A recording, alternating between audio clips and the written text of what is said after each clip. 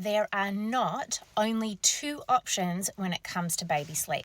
Either struggle and suffer through the martyrdom of motherhood and wait for this too shall pass, or cry it out, which is where you put your baby into their cot and you don't go back in until the morning. Those are not your only two options. And I think the world of social media and baby sleep also really misinterpret what cry it out is. I see it bandied around a whole lot when there's any kind of crying or behavioural intervention. There are so many different techniques. But before we even get to the sleep training technique, and I will die on this hill, it all becomes a moot point if we have not done the day work and the sleep hygiene and the foundations of getting great baby sleep. Goal always is to minimize tears. I personally don't believe that there is such a thing as no tears, zero tears. Do babies sometimes not cry?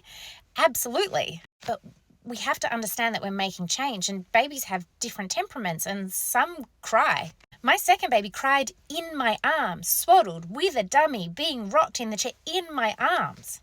I was just chatting to someone in my DMs who has listened to about 4 or 5 of my Nap Trapped podcast episodes, has not done any formalized sleep training, and has had the biggest wins already just by implementing the changes and tweaks to their schedule, to their feeds, to the sleep environment that they have picked up from the podcast. All of that work then sets the stage for if you need to do some sleep training on top. So what I mean by that is teaching a baby to self-settle and link sleep cycles on their own independently overnight.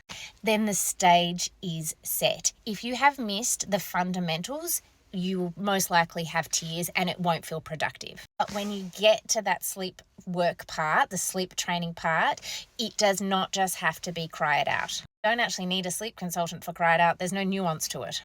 Sleep training for me is just doing less of what you are currently doing, and how you expedite that and what works for your baby's personality, temperament, levels of overstimulation, and yours as a parent is going to help direct as to whether or not you're in the room, out of the room. Are you going to do a hybrid of pick up, put down, but at the further timed intervals? Are you going to get rid of the dummy, keep the dummy, replug the dummy? Are you only going to do it until 1 a.m. and then bring baby into your bed? You're going to stay in the room with them all night and then wean yourself out over a couple of weeks. Your options are not just either to suffer or to do cry it out.